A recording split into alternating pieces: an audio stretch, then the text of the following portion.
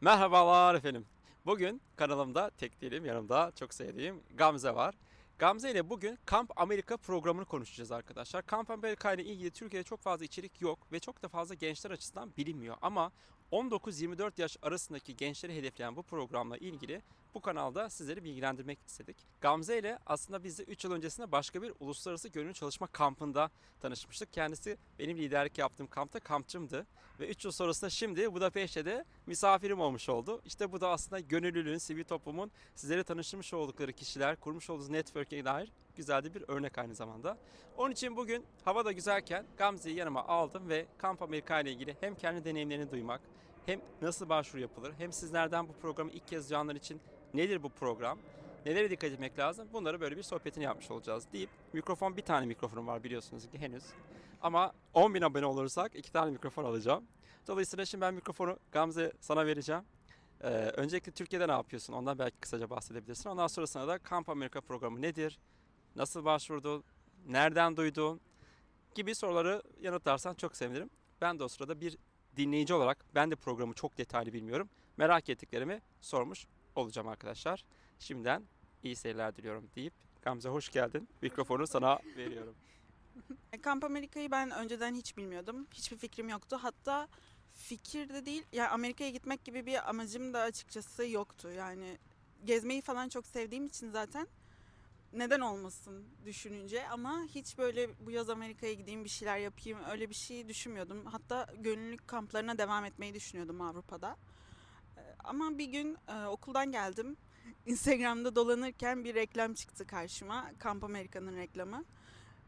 Bir ilgimi çekti, çünkü neden ilgimi çekti? Kayıt ücretinden dolayı açıkçası. Kayıt ücreti gerçekten çok az geldi bana ve içinde uçak bileti vesaire her şey dahil bir programdı. Daha önceden Work and Travel'ı biliyorum. Zaten bir sürü insan daha çok Work and Travel'ı biliyor Amerika'ya gitmek için, bir şeyler yapmak için. O da çok şu anda çok yükseldi kayıt ücretleri.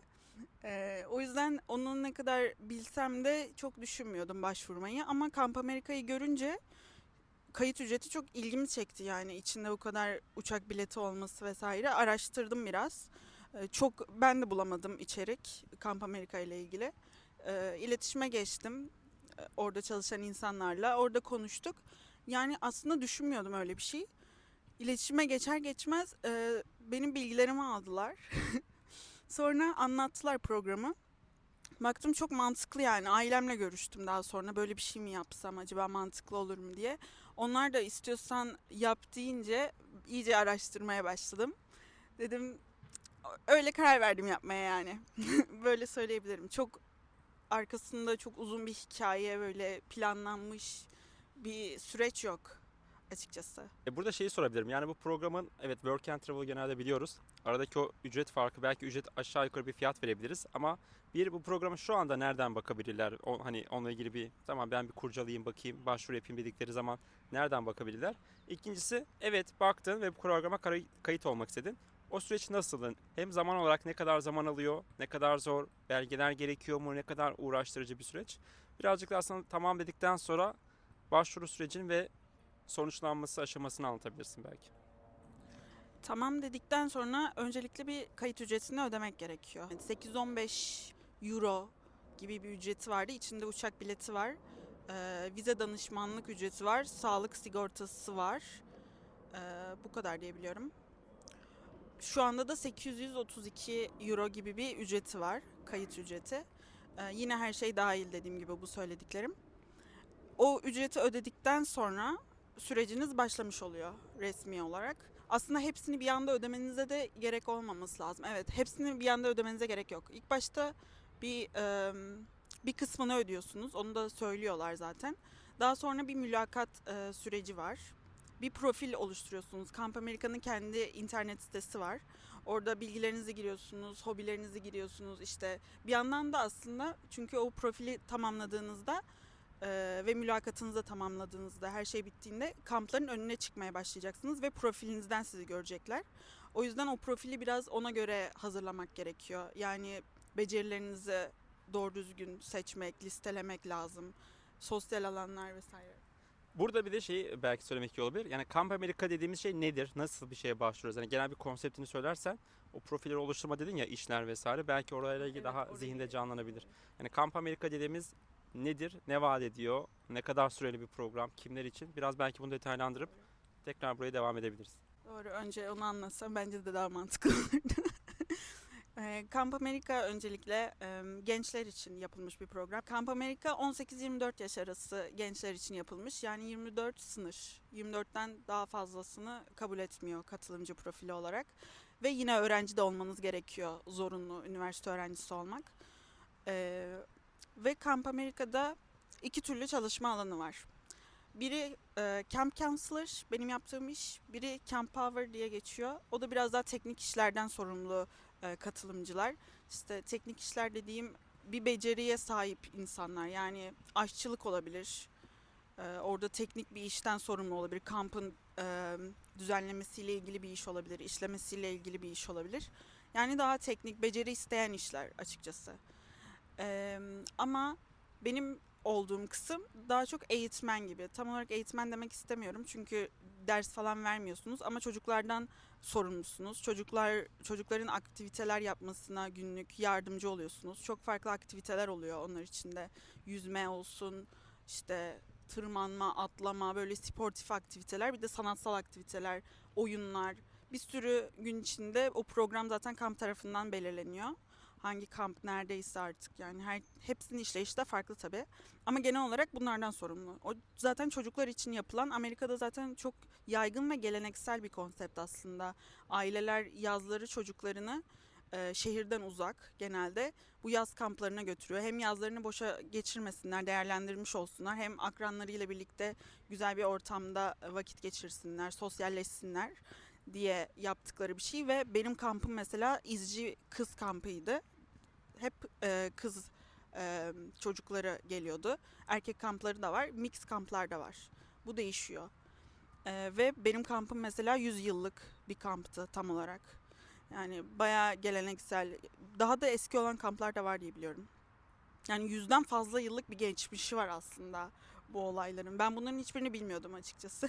Sadece filmlerde falan, çizgi filmlerde, Amerikan işte büyürken izlediğimiz şeylerde gördüğümüz bazı şeyler önüme geliyordu ama hiçbir bilgim yoktu, yani böyle bir konsept varmış Amerika'da. Bu da onun bir parçası, Kamp Amerika aslında. Orada kamplarda çalışmaya bu gençleri gönderiyorlar. Belli bir becerisi olan, işte dil olur, bir müzik aleti çalabiliyorsunuzdur, o olur. Bir sporda iyisinizdir. Voleybol, yüzme, tenis, bilmiyorum. Öyle bir şey olabilir. Bu şekilde. O kamplarda çocuklara göz kulak olmak, aktivitelerine eşlik etmek ya da specialist de olabilirsiniz. O da counselor'ın içine giriyor. Specialist olduğunuzda belli bir yeteneğiniz. İşte mesela yüzmedir, bir dereceniz, bir şey ya da bir geçmişiniz, bir kurs almışsınızdır en basitinden. Yüzme eğitmeni olabilirsiniz. İşte gitar çalmayı biliyorsunuzdur, gitar eğitmeni olabilirsiniz. Tenis oynamayı biliyorsunuzdur, tenis eğitmeni olursunuz. Böyle bölümleri var çalışırken. Peki bu aslında kampın genel kalitesi, şöyle alabilir miyim? Ben de gözlüğümü Tek mikrofon. çıkartayım. Bu senin gözlüğün. Gözümü unutmuşum. Süper.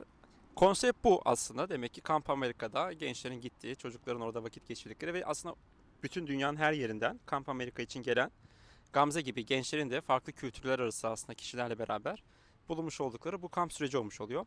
Ne kadar süre bu kamplar ve oradaki beceriler, işte senin söylemiş olduğun kriterler üzerinden de tekrar başvuru formuna girebiliriz. Oradaki profil oluşturmaya girebiliriz. Nelere dikkat etmek lazım, nasıl doldurduk gibi belki onları söyleyebiliriz. Ne kadar sürüyordan başlayabilirsin belki. Benim kendi kampım en kısa süren kamplardan biriydi. En az 2 ay civarı olması lazım. Ee, Yani 8 hafta gibi. Bu en az. Benim kampım 10 haftaydı ama genellikle etrafımdaki arkadaşlarımdan duyduğum 12-13 hafta. Yani 15'e kadar yolu var diyebilirim. Yaz boyu diyebiliriz yani. Yaz boyu yapıp bitirip dönüyorlar. Profilde klasik profil oluşturma aşamalarıyla başlıyor zaten. Adı, soyadı, işte doğum tarihi vesaire bilgiler. Daha sonra beceriler kısmı bence en önemli kısım. Bu profil daha sonra kamp lider yöneticilerinin karşısına çıkacak ve diyecekler yani bunu biz gönderelim mi istek mail atalım mı? Mailden geliyor bu arada kampların. Yani siz seçmiyorsunuz. Kamplar sizi seçiyor aslında. Sonra sizi seçen kampların arasından siz seçiyorsunuz yani. Böyle bir süreç. Eee, Yani onu düşünmek lazım. Bir kamp yöneticisi baktığında biz bunu neden bizim kampta çalıştıralım, bize ne katabilir diye düşünüyorlar. O yüzden becerileri yazarken mesela ne biliyorsan aslında eklemek lazım diye düşünüyorum. Ya orada mesela sınır 3 falan olması lazım. Tam emin değilim şu an. En az 3 gibi bir şey hatırlıyordum ama 3'te kalmamak gerekiyor. Yani ne kadar eklersen o kadar iyi. Hatta eklerken şöyle söyleyeyim, yani bir şeyde inanılmaz profesyonel olmaya gerek yok oraya eklemek için. Yani gitarda illa 10 senedir gitar çalıyorsan onu ekleyeceğim diye bir şey yok. Yeni başlamışsındır, artık biliyorsundur notaları. Ekle yani açıkçası. Doğru. Tenis biraz oynamışsındır. Ekle. Yüzme diye geçmişin vardır, seviyorsundur, yapabiliyorsundur. Direkt ekle. Satranç biraz biliyorsundur, ekle. Yani illa bir sertifikan olmasına gerek yok. Resmi bir eğitimin olmasına bile gerek yok. Bunlar tabii ki artı ama e, şart değil dediğim gibi. Ne varsa, ne biliyorsan hayatında oraya eklemek lazım. Ne kadar dolu gösterirsen o kadar iyi yani. Öyle söyleyeyim. Orada zaten kategoriler var. Kategorileri gördükçe aklınıza gelecek. Yani yemek yapmak mesela. Ben onu da ekledim yani. Yemek yapmayı seviyorsunuzdur. Cooking de ekleyin yani. Neden olmasın? Bazı kamplarda ona göre oyunlar, aktiviteler, bir şeyler olabiliyor. Orada daha iyi göreceksiniz zaten. Ben şu an ezberimde olmadığı için hepsini söyleyemiyorum. Ama dediğim gibi. Burada şunu ekleyebilirim belki aslında. Bu tür kamplarda, uluslararası gönüllü çalışma kamplarında da geçerli. Kampta her şey yapıldığı için yani yemekten temizliğe, yani temizlik bile başlı başına bir olay orada gerçekten. Grup dinamiğini sağlamak, iletişim kurmak, farklı kültürlerle yaşamak, ne bileyim işte iplerden bileklik yapabilmek ya da en basitinden doğada bir atölye yapabilmek. Dolayısıyla hani Gamze senin dediğine katılıyorum. Dolayısıyla bütün bu yeteneklere illaki kamp ortamında ihtiyaç duyulacak. Yani bu İsveç çakısı gibi düşünebilirsiniz. Uzman olmanıza gerek yok.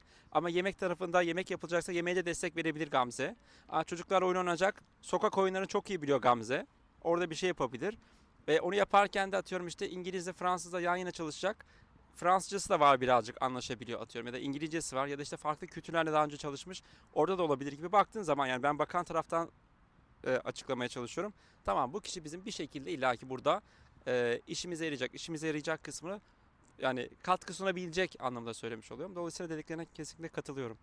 Peki onu yaptık. Profilimizi oluşturduk, gönderdik. Onlar baktılar. Biz sadece ondan sonra bekliyoruz. Mail bekliyoruz.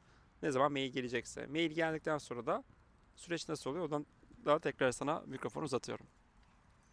Bu arada profil oluştururken şeyi de söyleyeyim. Bir kısım daha vardı. Şimdi aklıma geldi.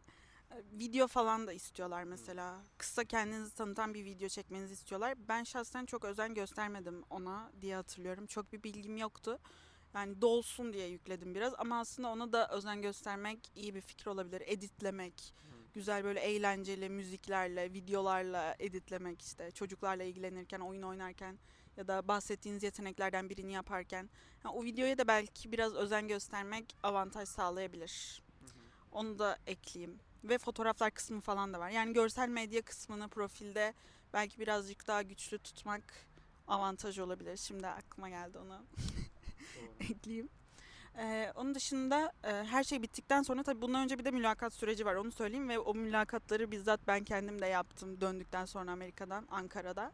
Ee, Genelde Türk, bizim gibi daha önce Kamp Amerika'yı yapmış kişiler sizin mülakatınızı yapıyor. Her üniversitede de bir temsilci seçiliyor. Ee, O kişilere başvurarak zaten genelde hangi üniversitede okuyorsanız direkt olarak zaten onunla bağlantıya geçiyorsunuz.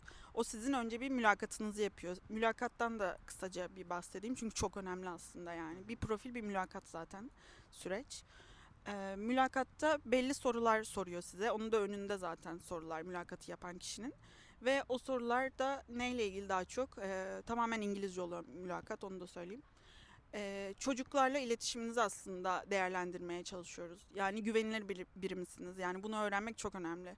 Work and Travel'dan ayıran başka bir kısım bence bu. Sürekli çocuklarla iletişim içinde olacağınız için çok büyük bir sorumluluk aslında. Yani aileler çocuklarına emanet ediyor oraya sonuçta. Bu herkes için çok büyük bir sorumluluk ve sürekli bunun farkında olmak gerekiyor bence. Mesela yani çalışmaya gidiyorum Amerika'ya, işte çok güzel falan ama o işin bir parçası çocuklar. Yani bunun sürekli farkında olmak lazım. Öyle rastgele davranmamak lazım. Zaten eğitimini de alacaksınız orada. Biz de aldık. Bir hafta, 2 hafta bazı kamplarda eğitim veriyorlar. O eğitimlerde de dikkatli bir şekilde her şeyi öğrenmenizi istiyorlar ki bence de haklılar zaten. Yani biraz ciddiye almanız gerekiyor diyebilirim yani. Sadece Amerika'ya gideceğim, kamp yapacağım, çalışacağım, tecrübe falan evet ama çok büyük bir sorumluluk yani. Gidip de garsonluk yapmıyorsunuz burada. Niye şimdi bir sinirlendi? Nasıl yatıyorsunuz gece Vallahi rahat? çok rahat Ben yatıyorum. hiç rahat yatamıyorum. Bir sinirlendim sanki. Ama bazıları gerçekten bu sorumluluğu çok fark etmiyor.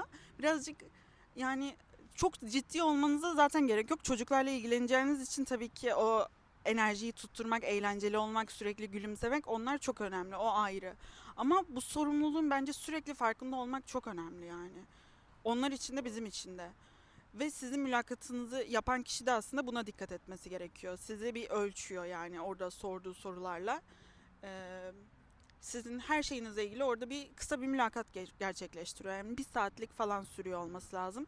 O sorulardan aldığı cevapları yazıyor. Sonra sizin hakkınızda bir rapor oluşturuyor. Ve aslında ilk referansınızı sizin mülakat yapan kişi yazmış oluyor. Bir referans hazırlıyor sizinle ilgili. 500 kelimelik vesaire. Ve o raporu referans olarak kullanılıyor dediğim gibi. Ve o referansı da kamp yöneticileri daha sonra profiliniz önlerine düşmeye başladığında görüyor. O da önemli bir kısım yani. Bu 2 kısım çok önemli süreçte. Bu mülakat kısmı ve profil oluşturma. Daha sonra dediğim gibi artık yöneticilerin önüne çıkmaya başlıyorsunuz. Burada şeyi soracağım. Profil oluşturduktan sonra mı okuldaki o temsilciyle iletişime geçiyorsun? Yoksa hani oradaki o öncelik nasıl olmuş oluyor? Önce profili doldurdum ben. Sonra bir onay falan bekliyorum. Yoksa o sırada ben aynı zamanda gidip okuldaki temsilcim kimse ona ulaşıp bakın ben Kamp Amerika'ya gitmek istiyorum mu diyorsun. Hangisi önce yapılıyor? Önce profil. Şöyle. Önce profil oluşturuluyor. Önce profilde her şeyi siz kendinize göre oluşturuyorsunuz. Daha sonra mülakatı yapacağınız kişiyi seçiyorsunuz. Orada seçeneklerden size en yakın. Onunla mülakat yapıyorsunuz. Ama mülakatı yaparken işte o kişiden yardım almak istersiniz. Sorular sorarsınız. O kişi sizi yönlendirir. Profiline mesela ben öyle çok yaptım yani. Şunu eklesen çok iyi olur. Şu beceriler az kalmış. Kendini az tanıtmışsın şu kısımda. Biraz daha ayrıntılandır falan diye sizi yöneltebilir. Yani profili düzenleme kısmı açık hep. Onu değiştirebilirsiniz sonradan ama önce kendiniz bir oluşturuyorsunuz. Sonra mülakat. Peki mülakatı da yaptın. Raporun oluştu. Ondan sonra sen o sırada beklemedesin zaten. Bir yerden yanıt bekliyorsun. Sonra nasıl bir süreç oldu? Hatta aslında buna bir bakmanız lazım. Çok emin değilim. Ben yapmadım çünkü. Bir kısım vardı. Sanırım beklerken 1 ya da 2 kampa kendiniz seçip mail atabiliyorsunuz. İstek göndermek gibi böyle önden. Öyle bir şey olması lazım. Ona bir bakabilirsiniz. Ama onun dışında bekliyorsunuz. Mail kutunuzu sürekli kontrol ediyorsunuz her gün. O birazcık evet, uzun süren bir iş olabilir. Yani kısa süren de bir iş olabilir. Size bağlı. Şansınıza da bağlı. Yani kimlerin ne kadar önüne çıkıyorsunuz dediğim gibi. Yani sürekli o profili çok güzel tutmak lazım yani. Onun dışında beklemekle geçiyor. Daha sonra kamplar size artık istek atmaya başlıyor zaten yaz dönemine doğru. Onların arasından da işte konumunu araştırırsınız. Orada yapılan iş, ortam, her şeyine bakarak bir seçim yapıyorsunuz. Kendinize en uygun hangisi ise yani. Böyle söyleyebilirim. Ve Amerika'da kocaman bir kıta olduğu için şimdi bu gönüllülük kampları falan Avrupa'da hep. Yani Avrupa'da şeyi seçebiliyorsun. İşte şehrin oluyor. Ya küçük bir şehir bile olsa, şeye uzak bile olsa seyahat edebiliyorsun yani. Avrupa'da seyahat etmek daha kolay Amerika'da seyahat etmekten. O yüzden insanlar genelde düşünebiliyor. İşte New York'tan bir kamp gelsin, Los Angeles'tan bir kamp gelsin falan. İlla falan. Böyle şeyler düşünmeye hiç gerek yok. Çünkü yani kocaman bir kıta yani. Ben şahsen New York'ta yaptım. O ayrı bir konu. Ama bunun için yapmadım. Yani bu da tabii bir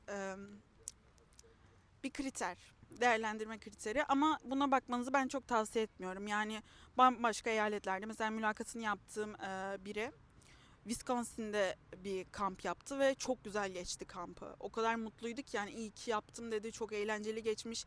Kendi kampımdan bile çok daha zengin, içerikli, eğlenceli bir kamp oldu onunki mesela. Şey yapmayın yani işte Wisconsin'miş işte Michigan'mış falan yok. Yani biraz work and travel gibi aslında o da sanırım. Doğru, evet. Yani onu söyleyeyim. Ya daha çok iş önemli. Yapılan iş, kalınacak ortam, nerede kalınıyor? İşte günlük hayat nasıl geçiyor? Maaş tabii. Maaş da alıyorsunuz burada. O kısmı. Hemen buraya bir atla. Evet, şimdi şöyle özetlemek istiyorum. Programı gördük, başvuru formunu doldurduk. Ondan sonrasında ücreti vesaire yatırdık oradaki bir kısımları. Daha sonrasında mülakatımızı gerçekleştirdik. Maillerimizi bekliyoruz. Artık kamplar geliyor. Onlardan seçim yapıyoruz ve bir tanesini seçtik. Diyoruz ki tamam ben geleceğim. Onu dedikten sonra hemen hallolmuş oluyor mu? Ve oradaki hani kendi aranızda bir sözleşme gibi bir şey yapıyorsanız o süreçler nasıl oluyor? Ve genelde bu zaman olarak da ne zamana denk geliyor? Çünkü bu program Haziran ve işte herhalde Ağustos arasında olan bir program. Dolayısıyla o ne zamana kadar tamam demen lazım? Ne zamana kadar kampı seçmen lazım? O sözleşme süreçleri mesela o maaş dediğim kamptan kampa değişiyor yoksa fix mi? Bir onu da sormak istedim. Ben de hiç bilmediğim için arkadaşlar merak ediyorum bunu. Ve tamam artık gidiyorum anlaştınız. Orası ve sonrası nasıl gelişiyor? Öncelikle zaman ve para olarak şu an kafamda ayırıyorum. Eee, Bazı detaylar önemli çünkü. Mesela zaman. Zaman gerçekten önemli. Yani zaman, bu kamplar Haziran'da başlıyor. Haziran başları, en geç ortası gibi başlıyor. Ve dediğim gibi yaz sonunda, Ağustos sonu, Eylül, ya Eylül'e kalmıyor hatta çoğu zaman bitiyor. Yani tamamen yaz. Çünkü bu çocuklar da okula gidiyor yani düşününce. O yüzden mesela şöyle bir sıkıntı oldu bu sene bizim okulda. Kendi sınıf arkadaşımı mülakat yaptım. Başvurdu. Gitmek istedi Kamp Amerika'ya. Ama bizim okul mesela bu dönem, geçen sene pardon, dönemi Haziran sonunda ancak bitirebildiği için neredeyse 20'sinden sonra gibi kabul etmediler yani. İptal oldu başvurusu. Eğer okulunuz geç bitme durumu olursa 20'sinden sonrasına kadar sarkıyorsa, ben mesela en geç gidenlerden biriydim ve 11 Haziran gibi gitmiş olmam lazım. Yani olmuyor. Gerçekten Haziran'da çoğu Haziran'da orada olmanız lazım. Eğer okulunuz geç bitiyorsa ya da yani erteletmek gibi bir imkanınız yoksa aslında sıkıntılı. Onu görüşmeniz lazım. O zaman şöyle o maili sana geldikten sonra maili onaylama sürecin falan yani Mayıs gibi çünkü vize başvurusu ve vize Evet. süreci de var. En geç Mayıs gibi o zaman bunu netleştirmek lazım ki ondan sonra işte o diğer hazırlık sürecine başlayabilirsin. Belki ondan sonra tamam dedin sen kuruma anlaştınız. Nasıl anlaşıyorsunuz bilmiyorum. Hani onu da söyleyebilirsin. Ondan sonra artık o Mayıs'tan Haziran'a kadar ki artık işte o vize başvurusudur, randevusudur ve çantayı hazırlama süreçlerine kadarki kısmı belki aktarabilirsin. Eee, Şöyle, mesela seçtiniz, artık oradan alayım. Seçtiniz kampı, beğendiniz, iletişime geçtiniz, bir mail daha attınız. Onlar çok büyük olasılıkla, hatta her olasılıkta bence sanırım öyle olması lazım. Bir görüşelim diyorlar, bir mülakat yapıyorlar, bir Zoom görüşmesi olması lazım çoğu kişi için. Kampın direktörüyle, artık sorumlu kişi kimse, Zoom'da bir görüşme yapıyorsunuz. İş görüşmesi gibi düşünülebilir. O artık bireysel, herkesin kendi tecrübesidir, onu bilemeyeceğim. Orada hatta bazı tavsiyelerde bulunayım, önemli olan. Keşke bana tavsiye edilseydi dediğim. O görüşmeyi mesela ben ilk defa yaptım, öyle bir görüşme zaten. Çok bir fikrim yoktu hiçbir şeyle alakalı. Doğru düzgün asıl sormam gereken soruları da sormamışım. Keşke sorsaydım dediğim çok oldu yani sonradan. O görüşmede kamp lideri zaten size işte işleyişi falan anlatıyor, klasik şeyler. Ama özellikle sormanız gereken, bence kesinlikle maaştan konuşun mesela. Hiç şey yapmayın yani, çekinip böyle. Çünkü Kamp Amerika'nın minimum bir ücreti var zaten. 1200 dolar. 1200, en az 1200 dolar kazanıyorsunuz bu kamplardan. Ama aslında illa böyle olmak zorunda değil, minimum. Yani biraz pazarlık yapıp yükselten bile vardı açıkçası. Bu da içeriden bir bilgi olsun. Yani 1200'den daha da yüksek işte bir teklif vermek gibi. Yani bir konuşun aranızda. Eğer kabul ederlerse ne güzel yani. Her türlü 1200 dolar alacaksınız zaten. Ama eğer daha fazla alabiliyorsanız neden olmasın? Yani sonuçta siz de para harcıyorsunuz ve sonrasında gezme süresi var, bir 30 günlük. Onu da söylemediysem söyleyeyim. 30 günlük vize bittikten sonra zaten bir süreniz oluyor. O süre boyunca istediğiniz yere gezebilirsiniz. İstediğiniz yere gezebilirsiniz. O yüzden de para tabii önemli. Yani alacağınız maaş. Eğer arttırabiliyorsanız o görüşmede bence bir sorun. Mümkün mü diye. Maaş derken orada sen 3 ay yani en az kaç hafta 10 hafta demiştin 11 hafta 12 hafta maaş dediğin şey aylık o üzerinden mi hesaplanıyor yoksa bütün o kamp boyunca yapmış olduğun, kalmış olduğun süre 12 haftaysa 12 hafta, 15 haftaysa 15 hafta fix $1200 mı? Toplam. Hı. Fix. Yani onu tek seferde mi öderler? Her hafta başka şekilde mi öderler? 2 haftada bir mi öderler? O değişebilir. Ama bu toplam. En az. O halde aslında bunun için şunu söyleyebiliriz. Kayıt için başvuru sürecinde biletler de dahil olarak 800, 850, 900 neyse 1 euro veriyoruz, dolar veriyoruz. Daha sonra orada da almış olduğumuz süre, yani çalışmış olduğumuz süre boyunca da $1200 fix olarak aldığımız için aslında cebimizden hiç para çıkmamış oluyor. Tabii. Evet. Yani aslında bu 3 Yanında işte bir de sigorta kısmı var. evet, ona da değinebilirsin. Dolayısıyla aslında hani ilk başta vermiş olduğumuz bir ücret var ama bu program aslında baktığınız zaman bir gönüllülük programı olarak düşünebilirsin. Çünkü cebinize herhangi bir para çıkıp şuna söylemek istiyorum. Bu volunteerism dedikleri bir şey var. İşte para veriyorsunuz, Afrika'ya gidiyorsunuz, konaklamanız, yemeniz, içmeniz, ulaşımınız, her şeyini siz karşılıyorsunuz. Orada 3 hafta Afrikalı bir dernekte gönüllü çalışma yapıp dönüyorsunuz. Yani bu şey oluyor, hani bunun bir karşılığı yok çünkü sonra para verdiniz ve çalışma yaptınız, döndünüz. Orada yerde karıştırılmaması için aslında bunun altını çizmek istedim gerçekten. Dolayısıyla öğrenci açısından da böyle bir cebinden para çıkmadan 3 ay Amerika'da kalmak, bu deneyimi yaşamak açısından çok çok kıymetli gerçekten. O çalışma şeydi, sigorta mıydı? Ha, ona belki değinebiliriz. Hani maaşın dışında artı bir diğer avantajı nedir diye sorursam. Hı hı. Bunu söyleyeyim. Evet. Yani sadece maaş değil yani. Evet, gerçekten cebinden para çıkmadan çalışıyorsun. Böyle bir deneyim elde ediyorsun. Bir de SSN numarası diye bir şey var. Yani bildiğin SGK numarası. Ve bunu almak gerçekten hiç kolay değil. Benim orada tanıştığım birkaç Türk'ten de yola çıkarak mesela 10 senedir orada oturumları var, yaşıyorlar ve SSN numarası alamamışlar ya da çok zorlanıyorlar almakta. Yani böyle bir programa başvurup hiçbir sorgulama, sual olmadan gerçekten numarayı alabiliyorsunuz gidip. Hatta kamp direktörüyle birlikte falan gidiyorsunuz diğer katılımcılarla ofise ve direkt size numarayı veriyorlar. Hiç böyle bir zorlanma falan yok yani. 30 saniyenizi alıyor. Ve o numara ömür boyu geçerli. Yani ömür boyu geçerli bir vizeniz olduğu sürece Amerika'ya gidip resmi olarak bir işe girip çalışıp maaş kazanma fırsatınız oluyor. Süper. Şimdi anlaşmamızı yaptık. Mülakatımız da güzel geçti. Maaşta her şeyde anlaştık. Ve ondan sonra bu vize süreçleri ve bavul hazırlamaya gelebiliriz belki birazcık. Vize çok önemli. Vize her yer için önemli. Burası için de çok önemli. Amerika için de önemli tabii. Vize süreci öncelikle çok önceden başlaması lazım. Öyle Mayıs'a falan bırakmak gibi bir şey yok. Onu zaten ama Kamp Amerika size söylüyor yetkili kişiler. Sürekli WhatsApp'tan bir hat oluyor. Oraya istediğiniz zaman istediğiniz soruyu sorabiliyorsunuz, yanıtlıyorlar. Yani görüşebiliyorsunuz süreç hakkında herhangi bir sorunuz herhangi bir noktada olursa. Yani onlar sürekli yanınızda sizin. O yüzden bana da onlar söyledi. Şu tarihe kadar vize randevusu alman gerekiyor. Gerisini işte belgeleri falan biz konuşacağız, halledeceğiz zaten. Ve o tarihte genelde direkt başvurup mülakatı yapıp profili hazırladıktan sonra diyebiliyorum. Yani hiç bekleme falan yok. O kamp sürecini beklerken aslında vize randevunuzun olması lazım. Önceden bir Mayıs gibi o tarihlere alınması lazım. Çünkü Amerika'dan da vize randevusu almak zaten kolay bir şey değil. Bir de o var yani. Vizeyi aldın. Yani görüşme gittin, vizeni aldın. Zaten o süreç hani vize süreçleri. Onun çok detayına girmemize gerek yok. O başka bir konu zaten hani. Vizeyi aldın. Haziran ayına geldin ve gidiyorsun. Ya da gittin daha doğrusu aslında. Gittin, orada aslında şeyi de konuşabiliriz belki. Havalimanına indin. Kamp alanına nasıl gidiyorsun? Seni karşılıyorlar mı? Sen mi bir yere kadar gidiyorsun? Bunu konuşmak güzel olabilir bence. Bir de orada çok kısa şey olabilir. Aslında buradaki videodaki amacımız bu program nedir? Ve arka tarafındaki bu süreçleri dinlemekti. Ve bence çok güzel, verimli bilgiler paylaştın. Çok sağ ol. Bir de böyle sonuna doğru artık evet gittik. Bu kadar çalışıyoruz. Bu kadar arka tarafta emek var. Efor var. Ciddi bir takip gerektiriyor aslında. Mülakatlar vesaire.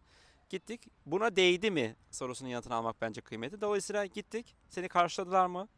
Yoksa sen mi gittin? Bu bir. İkincisi de o senin geçmiş olduğun 10 hafta mıydı? 11 hafta mıydı? 10 hafta boyunca genel olarak neler yaptın? Nasıl geçti senin için?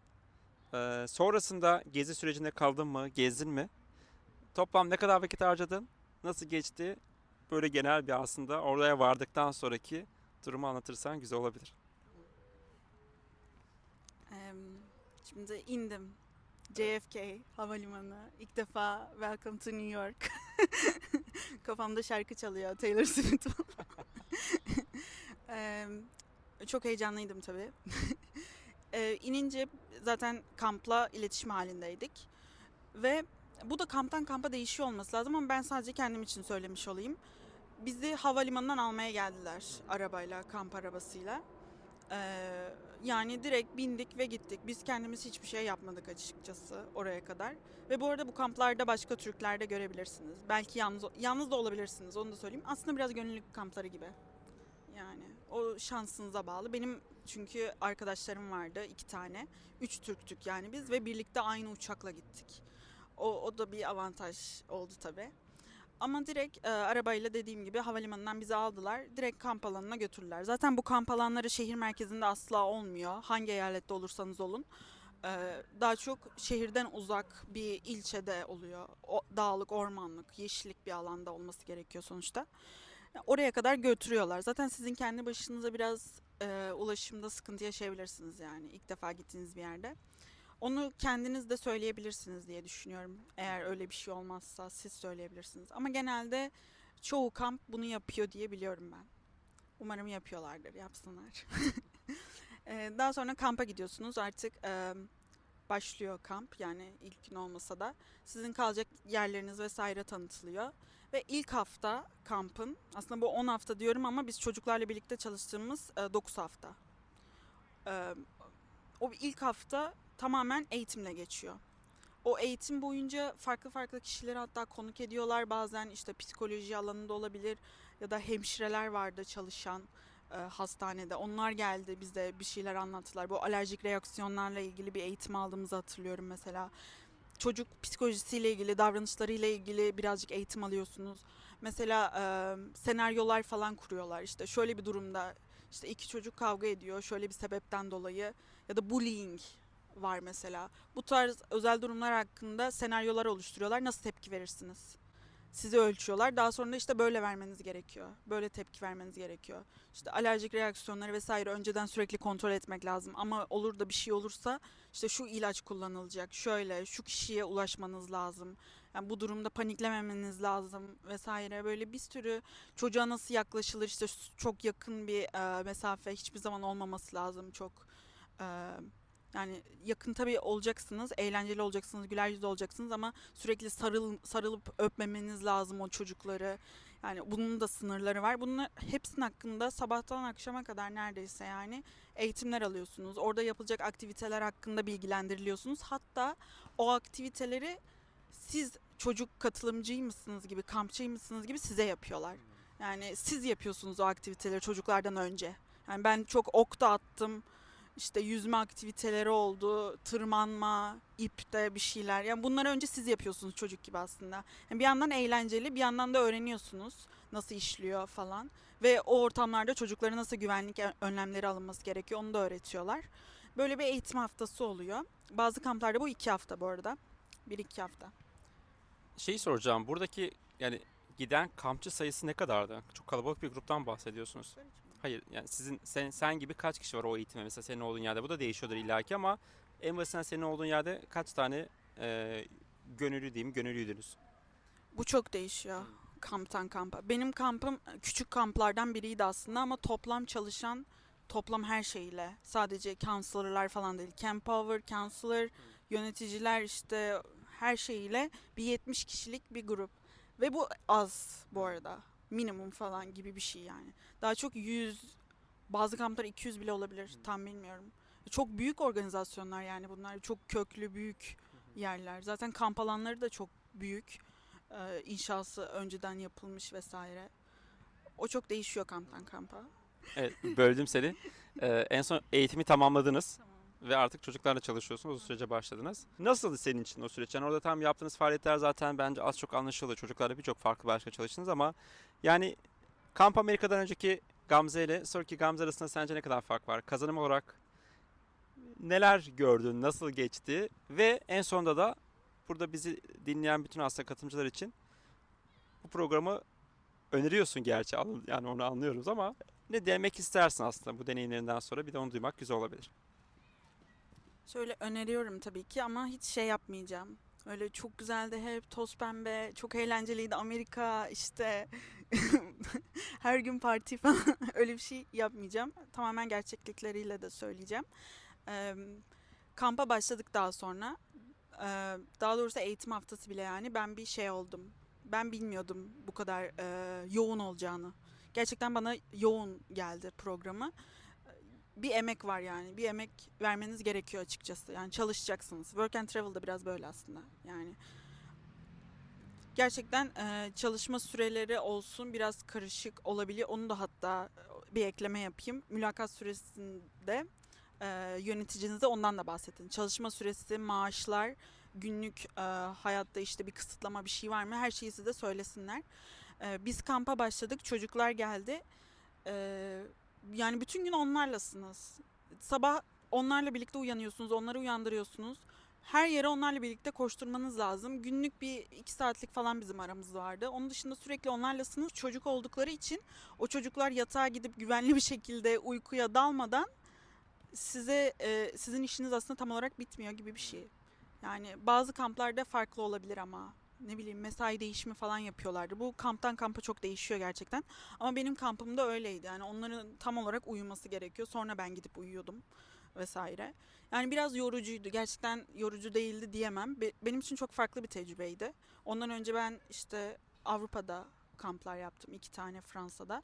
Bu çok farklı bir şeydi. Yani bir yandan maaş da alıyorsun. Yani resmi bir iş, bir sorumluluk, gerçekten daha büyük bir sorumluluk. Bir yandan da çocuklar ve bütün gününü kapsıyor.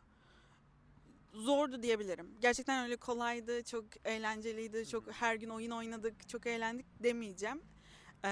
Eğlendim de farklı olduğu için ama gerçekten zorlandım. Onu söyleyebilirim. Yani onu birazcık hazırlıklı olmakta fayda var gerçekten. Ben gideceğim ve gerçekten çalışacağım sonuçta. Bir emek vereceğim, bir hareket. Sürekli bir hareket olacak mesela orada. Ona uyum sağlamak önemli.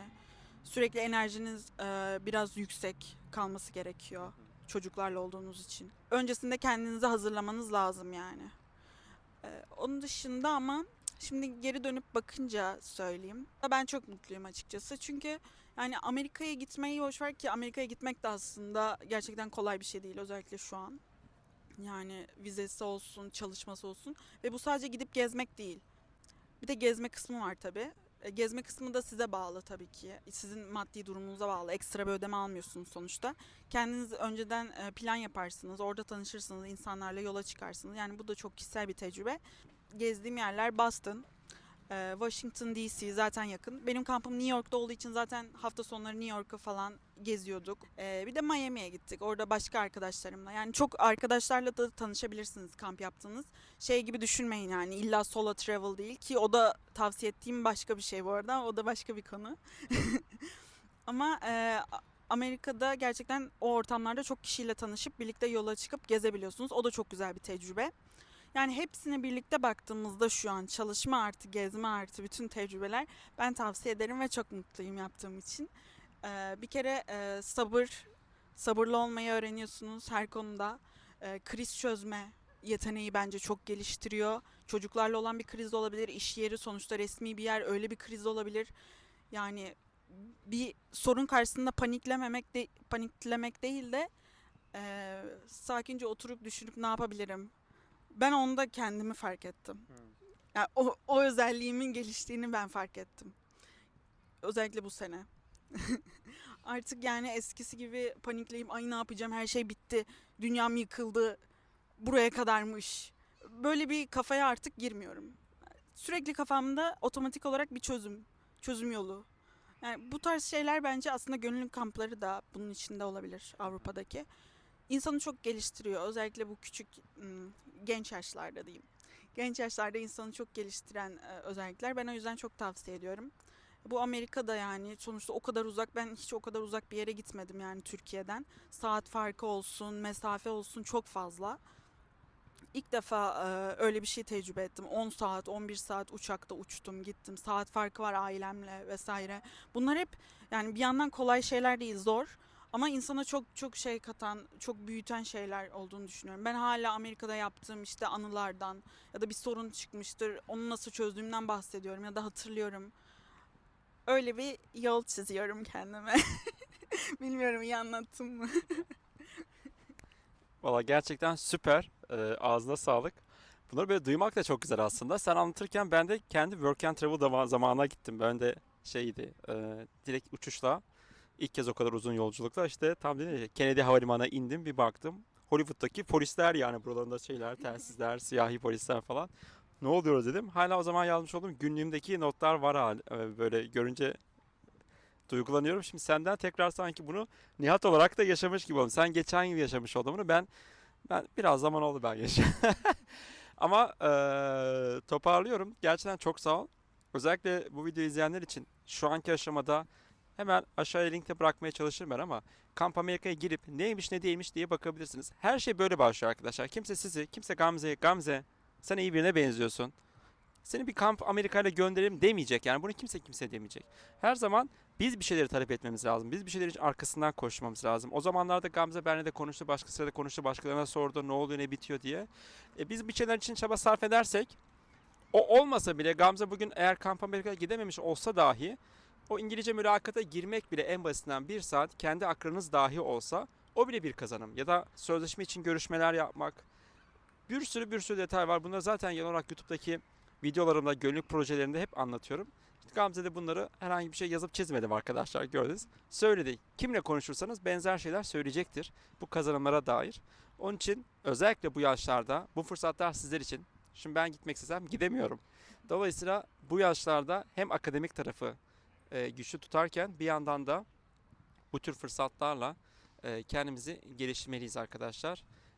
Çünkü bu bizim kendi özel hayatımıza da, iş hayatına da, profesyonel hayatta da iş yapış şeklimizi, işte bütün krizleri yönetme şeklimizi, iletişim süreçlerimizi, her şeyi çok büyük anlamda olumlu şekilde etkileyecek, katkı sunacaktır deyip, burada senin söylemek istediğin başka bir şey var mıydı bu konuyla ilgili, ya da videoyu kapatırken böyle bir mesaj?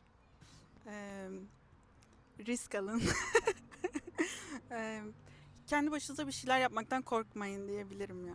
Benim genel olarak hayatım sanırım böyle. Son 3-4 senem diyeyim. Hayatım. Yani bu Amerika kısmı olsun, Avrupa'da yaptığım işler olsun. Yani kendi başınıza yola çıkmaktan korkmayın. Çünkü bu Amerika kısmında da birçok kişi öyle düşünüyor biliyorum. Kendi başıma nasıl Amerika'ya kadar gideceğim, orada nasıl bir yaşayacağım, yani bir şey olsa nasıl aileme ulaşacağım falan. Bunlar tabii ki sıkıntılı olabilir. Ama yine de hayatta birazcık adım atmak lazım sanki. Sürekli aynı yerde kalınca da bir şey değişmiyor yani. Büyümüyorsun, hiçbir şey olmuyor. O yüzden ben çok tavsiye ederim her şeyi. Başka Doğru. başka sorusu olan olursa da iletişime geçebilirler diyeyim. Tamam. Adresimizi bırakalım. Reklam yapayım. Hemen öğrendi. İlk başta ben nasıl yapacağım diyordu, hemen öğrendi. Ben şunu söyleyeceğim son olarak. Uzun bir video oluyor ama bence keyifli ve güzel bir bilgi içeren video oluyor. Risk alın, bir şeyleri deneyin dedi Gamze. Biz Gamze ile 3 yıl önce tanıştık. O zaman hazırlık öğrencisi dediğim gibi. Ve ilk kez Fransa'ya gitmiş. Farklı bir ülkeye gitmiş. İlk kez uçağa binmiş bir Gamze'yi tanıdım ben arkadaşlar. O zamanlar 20 yaşında bir Gamze'den bahsediyoruz. İlk kez uçağa binmiş, farklı bir ülkeye gelmiş. Ve aradan geçen bu 3 yıl içerisinde şimdi Gamze konuşma esnasında şeyi söylüyor. Amerika'dan bahsediyor. Boston'a gittim, Miami'ye gittim diyor. İşte Fransa'da kamplara gittim diyor vesaire. Ben de Gamze'nin bu sürecini yakından takip eden birisi olarak o ilk tanıştığım Gamze ile şimdi yanımda oturan Gamze arasındaki farkı ben çok net görüyorum. O da zaten kendisi bu deneyimlerden bahsediyor ve bugün size risk alın, bir şeyleri deneyin diyebiliyor. İşte bunların hepsi gerçekten o ilk kez uçağa binme cesaretini gösteren ve Fransa'daki kampa gelen Gamze'nin atmış olduğu adımla başladı arkadaşlar. İşin özü bence kesinlikle bu. Ve ben Gamze'nin de dün konuşurken kendi aramızda söyledim. Heyecanlanıyorum yani 10 yıl sonrasında Gamze'yle nasıl acaba, böyle şu anda şu mikrofon tutuluyor ama Gamze kim bilir ne mikrofonlar tutulacak. Bunu çok net görüyorum ve çok samimi söylüyorum. Ama bütün bunların hepsinin temelinde de o Gamze'nin atmış olduğu ilk adım var arkadaşlar. İlk adımı atmaktan korkmayın, çekinmeyin diyorum ben de. Videoyu şimdiye kadar izlediğiniz için çok teşekkürler. Gamze de sorularınızı, yorumlarda bakıp yanıtlamaya çalışır diye böyle bir sözünü almış olduk az önce. Sizler de videoyu ilgileneceğini düşündüğünüz arkadaşlarınızla paylaşarak bu etkiyi daha da yayarsanız çok mutlu oluruz. Kanalın varoluş amacı zaten bu. Kendinize iyi bakınız. Abone olmayı unutmayınız. Görüşmek üzere.